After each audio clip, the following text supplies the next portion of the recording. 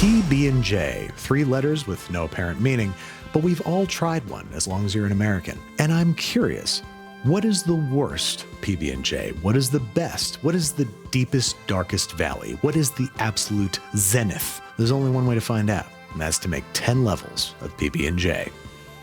I suppose I don't have to make 10. I'm being told I have to make 10.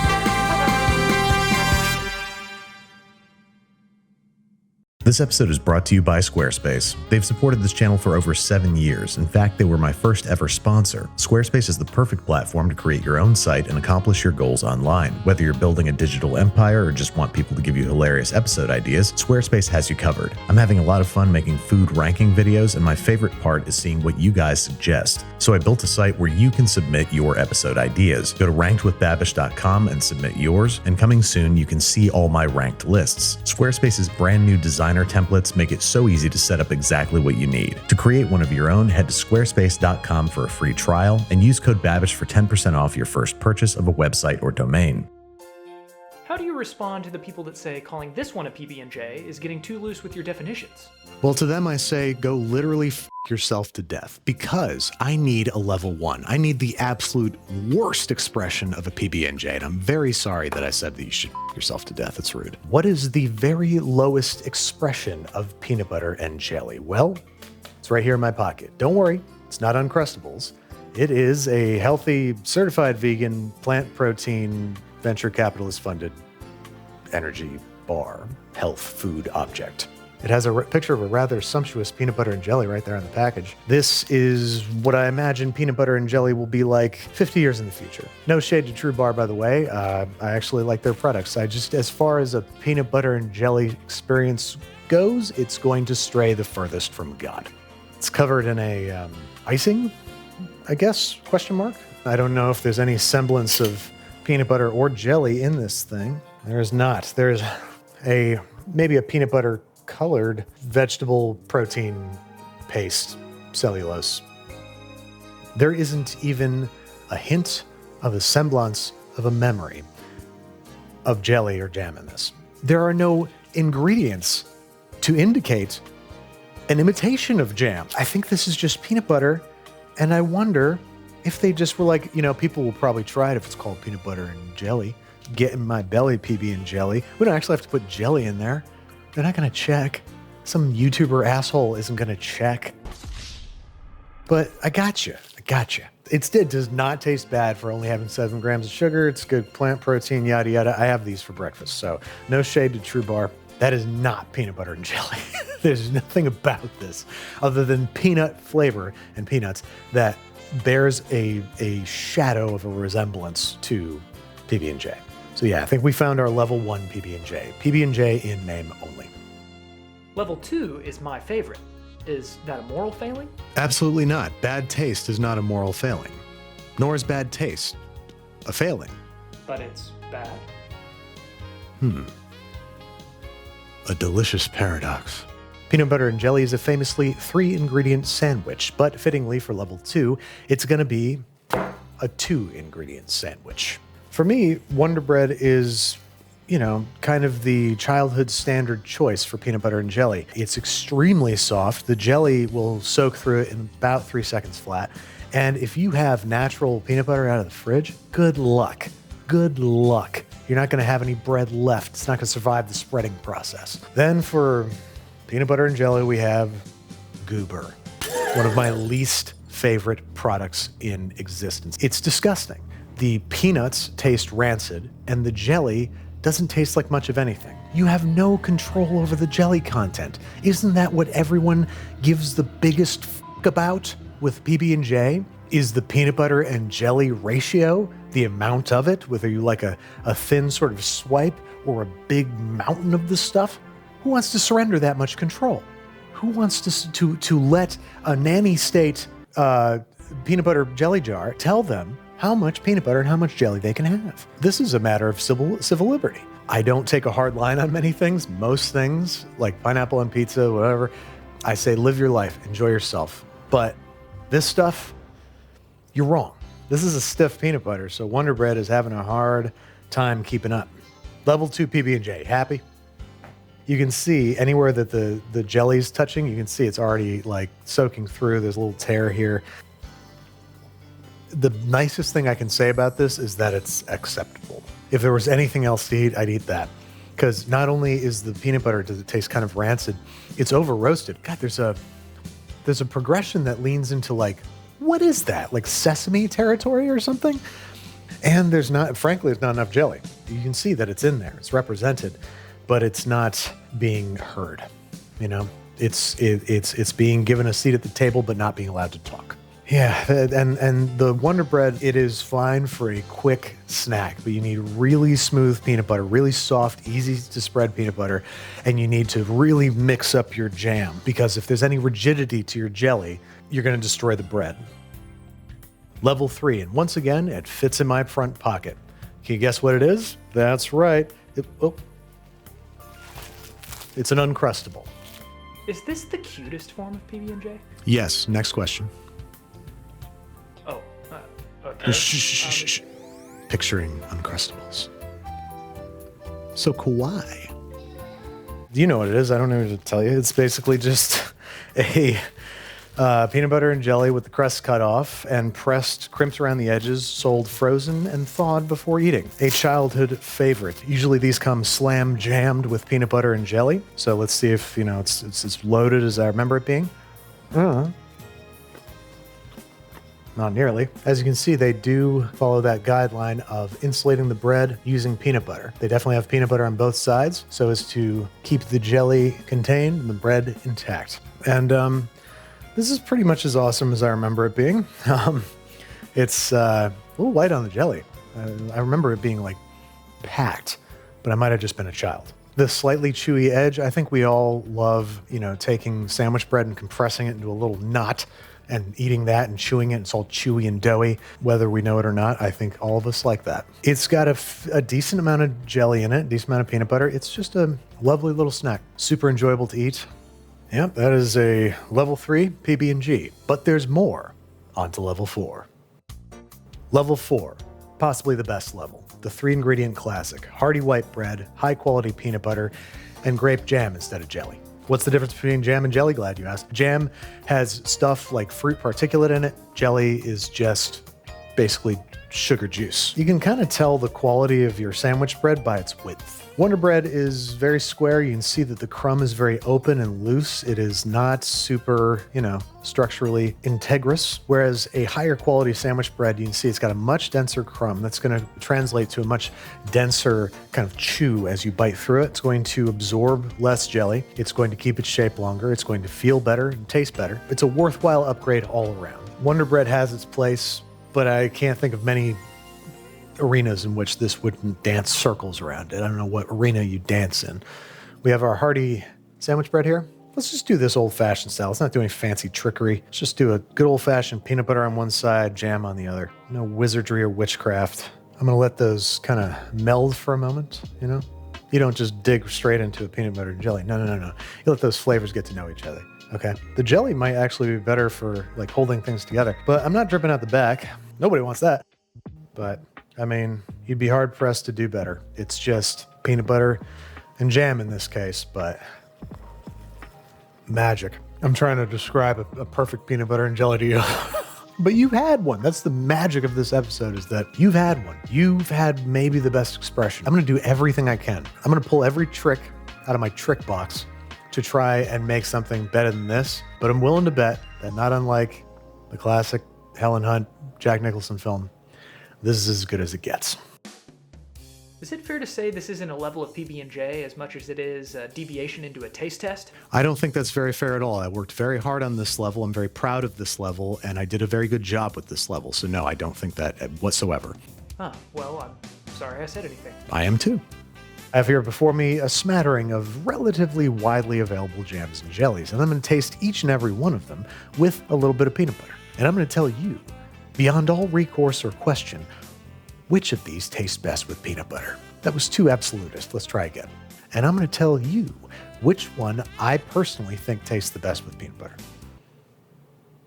Now, as for the PB of that PB&J, there can be only one Skippy. Choosy moms choose Jif, but everybody else chooses Skippy. And I don't even choose Skippy. Skippy chooses me.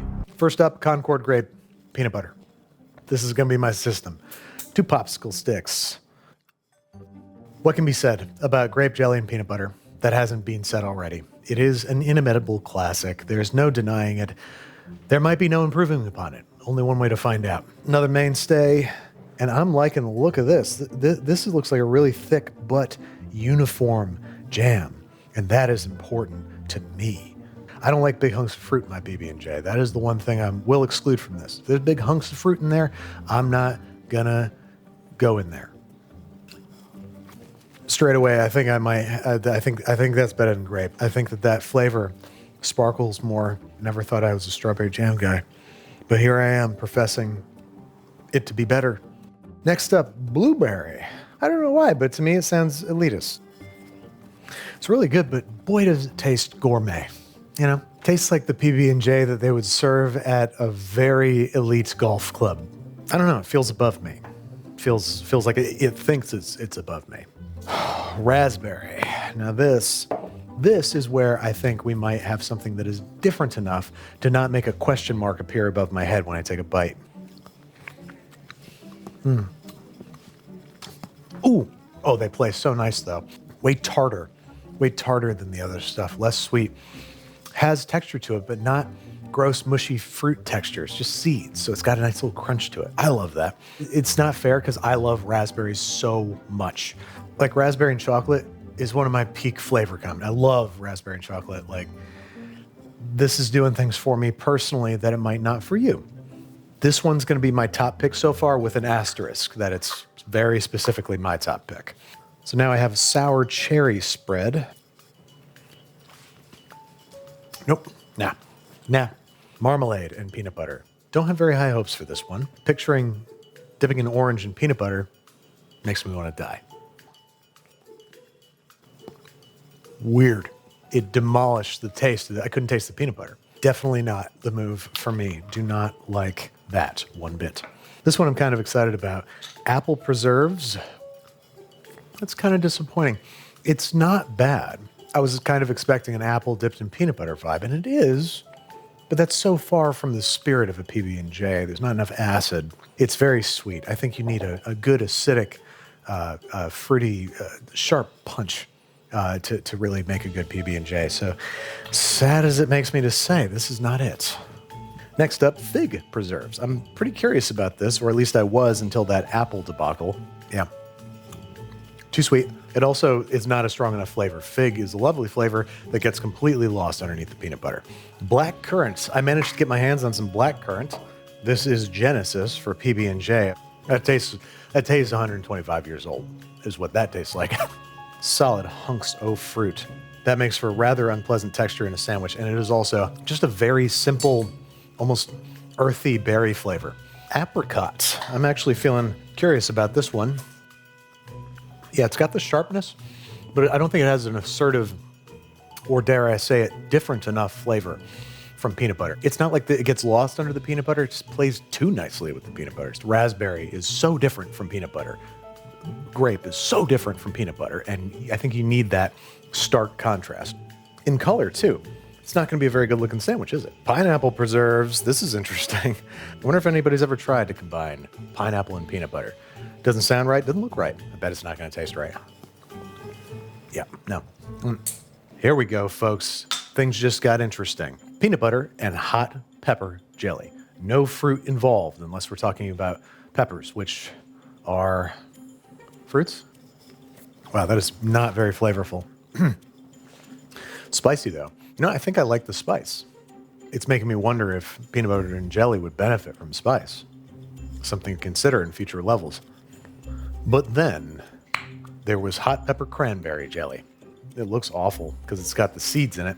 Kind of looks like it has mold colonies growing or something. Definitely not that. Cranberry already kind of leans savory in my mind because of, well, Thanksgiving and salads and stuff. So to have it with peppers, especially, like you could put this on a burger. You wouldn't want to, but it would probably taste better than it does with peanut butter. Now for what I'm actually kind of optimistic about, mango habanero pepper jelly. So it's gonna be righteously spicy. So we'll see, like, you know, is that really welcome? And mango and peanut butter, I don't know. Okay. Okay. You could have told me that was just habanero jelly, and I believe you. That's all it tastes like. There's a fruity ghost haunting it. It's not part of the show. That really just tastes like habanero. It was too spicy. A little spice. I think a little spice in PB&J would be nice, but not like that. Next up, guava preserves. Comes off as one of those like willfully strange flavor combinations that are good, but it's challenging. It's not easy.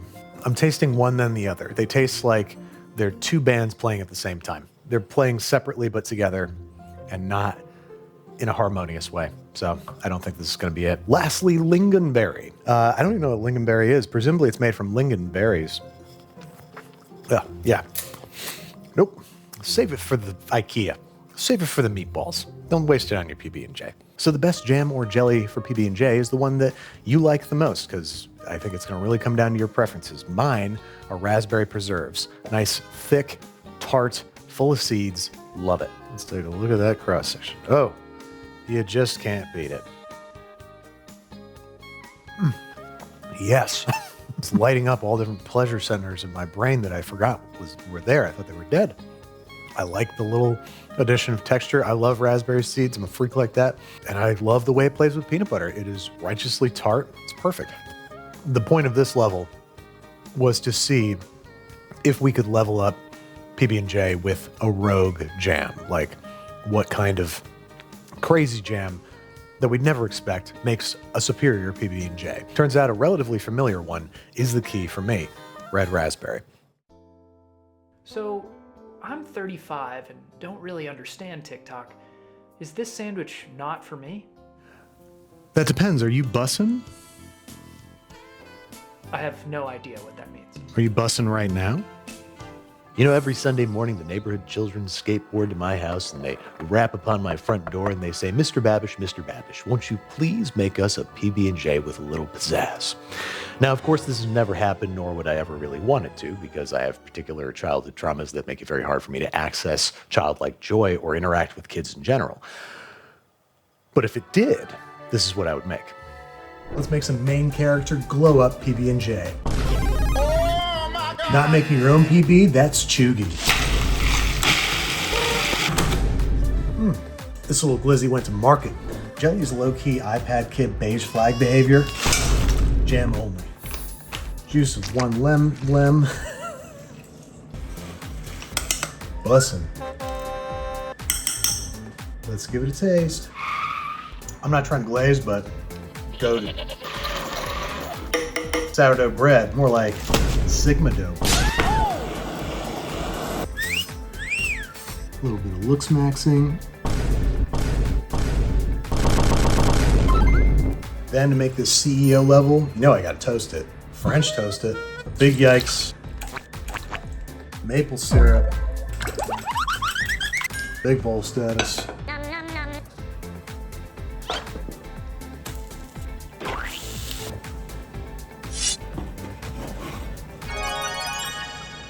Bruh.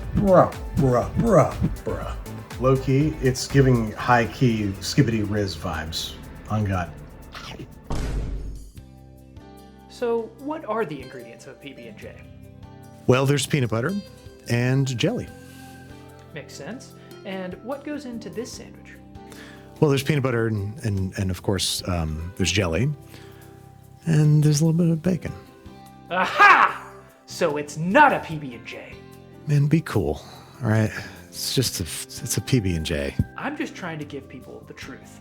I just want to hit 10 levels of PB&J. Just let me do my job. Level 7. And you might be asking yourself, what happened to that charming mic that he wears on his face? Well, so now I've got a lav for the rest of this episode. Now for level 7, I'm stepping outside the bounds of normality and social acceptability. Any discussion about 10 levels of PB&J would be incomplete without the Fool's Gold sandwich. This is a sandwich discovered by Elvis Presley, purportedly his favorite. Sounds like a pretty good PB&J to me. Let's whip one up. So I've got this Italian loaf here. Now this loaf does have sesame seeds on it because it's the only one that I could find that was the right size and form factor. So first thing we gotta do is brush this sucker down with butter. So now I'm gonna toast this guy until he's golden brown. Well, isn't that nice? A freshly toasted loaf of Italian bread. So now we're going to carefully saw it right open. Loaf opened up. Now I'm gonna scoop out the bread meat. Per the recipe, an entire jar of peanut butter. You know, I'm gonna say it, this is too much. This is too much. I don't think that this should be a thing. Enough peanut butter to kill you, probably. Naturally, on the other side of the sandwich is an entire jar of grape jelly.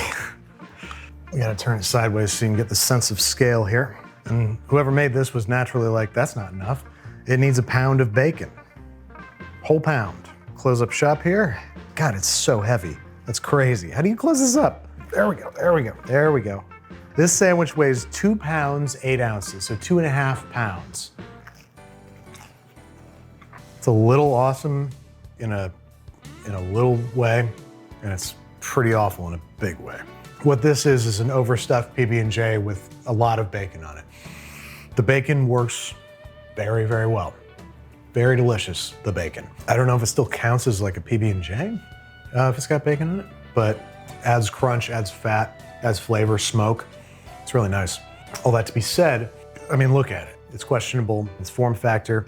However, what we can take away from this is, let's throw some bacon on that PB&J. Level 8, I hope you brought your checkbook, because we're spending a lot of money.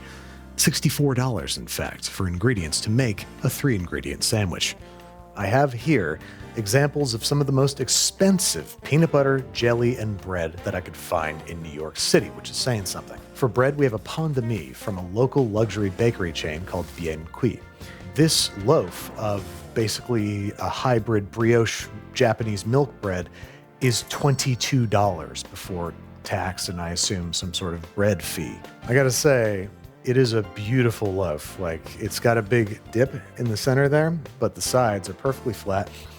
It smells crazy. It smells like a mixture of brioche and sourdough and sandwich bread. Ooh, look at that webby, eggy interior. It smells homemade, which actually I don't think of as a good smell from bakery stuff. Like, I don't know, homemade bread has this kind of like, you know how bread from a bread machine smells? That doesn't smell like a bakery. That smells like bread machine bread. And all homemade bread usually has an aspect of that, unless you're making like sourdough. It's a delicious loaf. It has the flavor of normal sandwich bread. It has some of the texture of milk bread, but it's got a little bit more of that like kind of eggy richness of brioche, but like it's primarily milk bread. It's not sweet or rich enough. The crust has a nice crunch to it, which you normally don't get in a sandwich bread. It has an almost burnt characteristic, but it leads caramelly. It's right to the edge of burnt, and that does take an incredible amount of expertise. Credit where credit is due. That's a great loaf.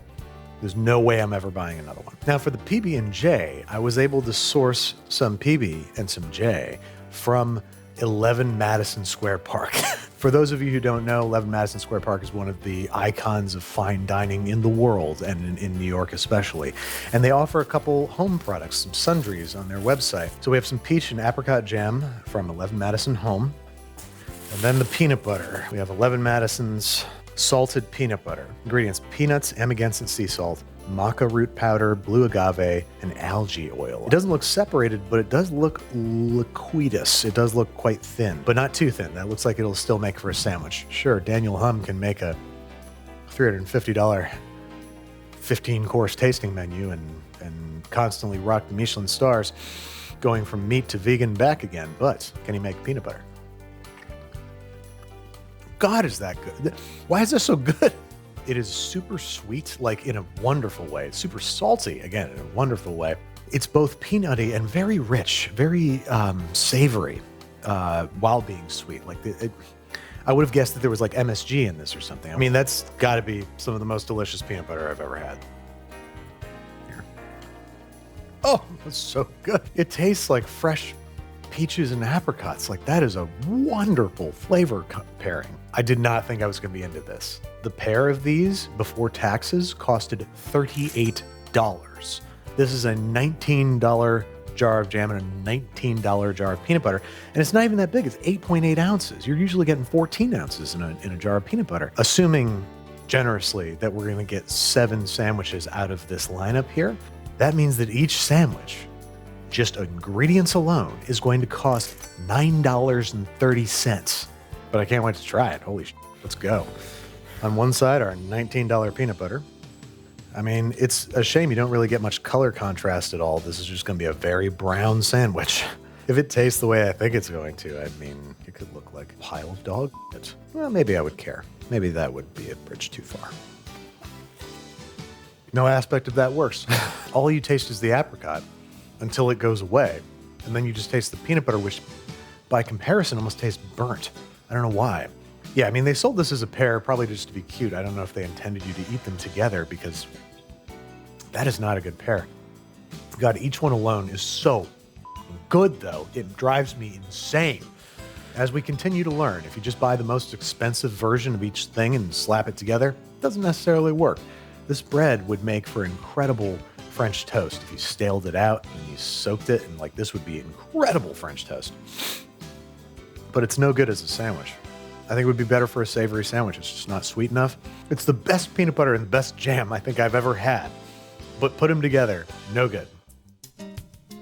Level 9. Exactly how far can I push PB&J and B?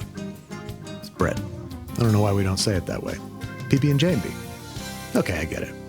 All right, so as we learned from that unruly TikToker, you can make your own peanut butter by just grinding peanuts. But I don't want to just make homemade peanut butter. I want it to be super rich and peanutty. I want it to be nice and deep and toasty. I want it to be as smooth as store-bought peanut butter and as homogenized. I don't want it to split. And I think I have a wacky idea for how to do all that at once. First, the peanuts. I'm going with the finest peanut yet cultivated here in the colonies, the Virginia peanut. It's big, it's crunchy. None of those things matter when you're making peanut butter, but more importantly, it's got a sweet, clean, deeply peanutty taste. Let's go ahead and roast these. What I want to do is to warm them up and have them expel a little bit of their oil. It's going to deepen their flavor, but it's also going to make grinding and stabilizing them easier. Toast them for 5 to 10 minutes. As you can see, didn't pick up much color, but their oils have been expressed like a tween's feelings in a poem about their dark soul. Now, while they're still nice and warm, I'm going to get them into my food processor. Now I'm going to grind these up, but not all the way, because I have another tool with which to grind them even further.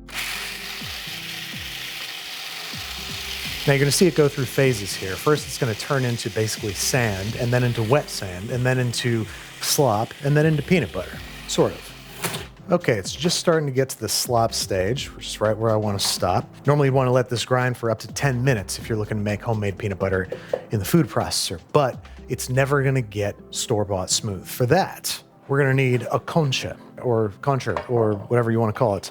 Basically, what we have here are 2 stone wheels that are being held in place while a stone base rotates underneath them. This is able to grind stuff down into the microns. So we're going to get a super smooth peanut butter. Into the concha drum goes the peanut puree. There we go. So one of the ways to stabilize homemade peanut butter is with fat. So I'm going to add fat both to help speed things along and because that is a method for stabilizing homemade peanut butter, adding a fat that is solid at room temperature like vegetable shortening or coconut oil, or butter, in particular, browned butter. Peanut butter with actual butter in it. Shaq will finally be right from that one episode of Curb Your Enthusiasm. Peanut butter would be considered a dairy product. Am I correct? Absolutely, butter. Thank you. Butter. There's butter in there. What are you kidding? Okay. Second, brown butter. A sweet, toasty, oaty, milky richness that we're going to be able to add to this, bringing a whole new depth of flavor. What I did here was browned a half a pound of butter. And so what I'm going to do is pour off the top layer. This is basically just clarified butter with extra toastiness. And I'm doing this because I only need like 50 grams of fat. I don't need all this fat. And this can now be used for other stuff. So I have this brown butter. So that's 50 grams of butter to 500 grams ground peanuts, 20 grams of powdered sugar, half teaspoon of sunflower lecithin. Probably not doing things by the books here, but I don't play by the rules. And away she goes for probably 45 minutes. We have what looks to be some extraordinarily smooth peanut butter. Yeah, look at that. Smooth as the day is long.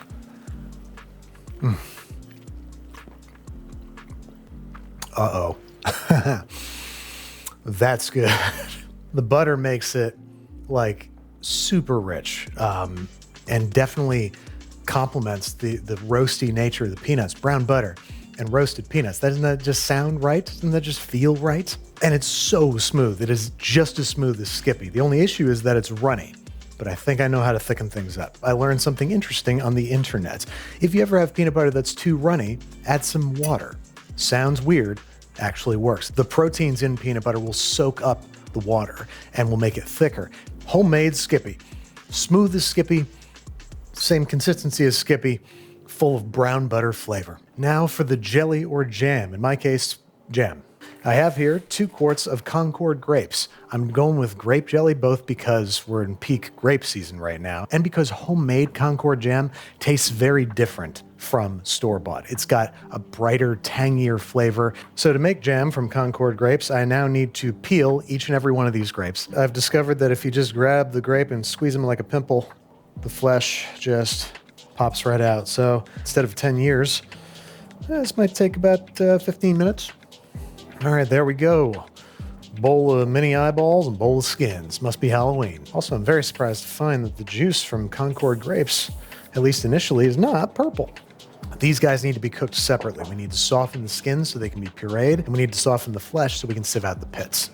Both these guys are gonna cook for about 10 minutes. All right, my skins are super soft, so I'm gonna immersion blend them until they're nice and smooth. Over here, now I'm going to press the flesh, so to speak, through this fine mesh sieve. We just want to try to get all the fruit solids through. Oh man, that smells good. What does that smell like? A communion? I'm very curious what this tastes like. Wow. It's so weird to have that distinct Concord grape flavor without the color. That's very interesting. Now we're adding this stuff back to this stuff. Almost looks like applesauce, but it's grape sauce. That to me looks to be about 2 cups worth of fruit solids, which is going to call for an astonishing 2 cups of sugar. There's a lot of sugar in jam. You need it in there, both to set up the jam and because it tastes good. So now we're going to cook the fruit and the sugar together for about 45 minutes to an hour. Definitely a lot of sugar in there, but I want a little bit more acid. That's why I like the raspberry jam so much. So I'm going to have the juice of half a lemon, see how that tastes. Oh, I wish you could taste it. As this guy finishes cooking, I'm going to add about maybe half a teaspoon of vanilla paste. I think that's going to bring a lovely warm dimensionality to it. Oh, that's scrumptious. So I've got one of our lovely non-stick baking trays here. This is going to be perfect for cooling. And there is our homemade vanilla Concord grape jam. Look at the difference in color between store-bought and homemade Concord jam. This is almost brown by comparison. Like this is the most electric, beautiful, royal purple. All right, as you can see, our jam has become wonderfully thick, perfect consistency. It's gonna keep its shape. It's not gonna sploosh out the sides. Let's give it a little taste.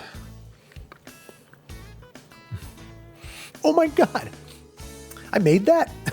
That's so good. The vanilla is just right. Like, it's there, you can detect it. I don't know if you didn't know it was in there. If you could put your finger on what was happening, you'd be like, there's something special. I can't put my finger upon it, but there's something special happening over here. Oh man, that is perfect. So to make our milk bread, first thing we need to do is make a tangzong. We're combining 75 grams of bread flour with 135 grams of whole milk, kind of like lumpy pancake batter. Now we're gonna nuke this for 1 minute and 20 seconds on high power, stirring every 20 seconds until it forms a thick paste. Once that's cooled off, I've got 720 grams of bread flour. Add our tangzong. This is gonna help keep the bread stay softer longer. Now I want to take this tangzong and start breaking it up with our fingers, almost like you would butter in a pie dough. Then we're adding 45 grams of granulated sugar, 7.5 grams of kosher salt, and 7.5 grams or 1 packet of instant yeast. Toss to make sure that it's evenly combined. Then we're adding 405 grams of room temperature whole milk, 90 grams of heavy cream, and 60 grams of HUNNY honey. Mix together until a relatively smooth mass forms, and then one tiny little piece at a time, we're gonna add 45 grams of room temperature unsalted butter, waiting until each piece has been incorporated before adding the next. Then we're gonna knead this thing for another 5 to 10 minutes until it has great gluten development and passes the window pane test. All right, we have this lovely batch of dough here. Just roll it into a nice, smooth, taut ball. Got a big old bowl, which I'm gonna hit with some vegetable oil. Spread it around using a paper towel or a normal towel. If you want to be eco-conscious and want to get lots of vegetable oil in your washing machine, plop this guy in, clamp, cover with plastic wrap. Now we're going to let this guy proof at room temperature for about an hour or until it's grown by about 50 to 75%, not quite doubled in size. As you can see, our loaf has risen by about 50%, and we have total loaf size of 1,560 grams. Now, we need to use that number to divide this into 4 equally sized pieces. Each one should be weighing 390 grams. These 4 balls are going into a heavily buttered Pullman loaf pan. This is a square-sided pan with a covered lid, and they're gonna proof and bake in here. Cover this guy up.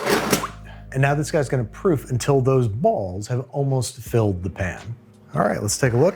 It has very nearly filled the box, which means it's ready to bake. 375 for probably about 45 minutes until the thickest point registers 205 degrees Fahrenheit. 45 minutes later, our hot box is coming out the hot box. Let's take a peek. Pushed directly to the edges. Immediately, I'm going to invert and remove this loaf because it will collapse if we leave it in the pan. This freakishly square guy needs to cool so completely before we do anything to it. If this is even slightly warm in the middle, your knife's gonna drag and it's gonna ruin the surface. We want really nice, clean, flat surfaces so we get a great, even toast. Let's see what we're working with here. Oh, look at that. Oh, it's like a pillow inside, but it's super, that's something that's gonna be important for this one. It's got pretty good structural rigidity. Like this has some give to it. God, I love milk bread. It's sturdy, but your teeth just sink through it. It's like a sturdier brioche. I would use brioche, but brioche is so light and ethereal that after you've taken 4 bites with PB&J, it starts to dissolve, it starts to go away. This is gonna keep its shape, but it's got tremendous richness, great structure, and great flavor. Perfect PB&J bread. The jelly's made, the bread is sliced, peanut butter is whipped. I think it's time to make a sandwich. So I'm gonna toast the bread, but not in the way you might expect. Pretty close though. I'm just going to griddle it on one side in some nice challenge butter, get it nice and crispy, really roasty, lovely flavor. And I'm gonna put the toasted side on the inside of the sandwich. That way we get the soft, yielding, nostalgic sandwich bread on the outside, but the added flavor and crunch from the toasting on the inside. There, ladies and gentlemen, is our level 9 PB&J. Full day's work, pretty much, to make bread, to make jam, to make peanut butter. Let's see if it's worth it. I truly thought we were gonna run into some serious diminishing returns here. Just like, oh, well, that's peanut butter and jelly. But you know what? That's something special. That's something next level, if you will. Level 9, if you will. The vanilla of the Concord grape jam and the brown butter, like, this has so much going on in there. Like, those are cookie flavors. You got cookie flavors in the background of your usual PB&J. The bread is the perfect texture. It's sweet, it's yielding, it's got a good chew, good sink to it. Then it's got the crunch on the inside. You got all those nice roasty, toasty flavors. Definitely the best PB&J I've ever had. I'm gonna eat the whole thing. I've had a lot of PB&J, and I'm gonna eat the whole thing, because damn. So then we have to ask ourselves, where do we go from here? What is level 10? And especially when it comes to PB&J, I think level 10s a little different than usual. What is level 10 PB&J? How could we possibly improve upon the form factor any further? I guess more accurately, should we? Because I will assert that the best PB&J on the planet is the one that you make. This might seem like a cop-out, and it is, but it's also true. Something so simple and delicious can only be made better because you made it. You know just how much of the titular ingredients to put to use. Your favorite brand of peanut butter, your favorite kind of bread, your favorite jelly or jam, toasted or untoasted, fancy or fast, cut diagonally, straight, thirds, quarters, or just mashed into a paper bag with an apple and a Capri Sun. I hope this video had some tips and tricks to help you upgrade your next sandwich, but remember, at the end of the day, no one makes PB&J quite like you do. The way I like it, huh? Can I cover myself in peanut butter? You certainly can, but I'd thank you to also cover yourself in jelly. Thank you so much for watching. Let me know what you want to see 10 levels of next time here with Babish.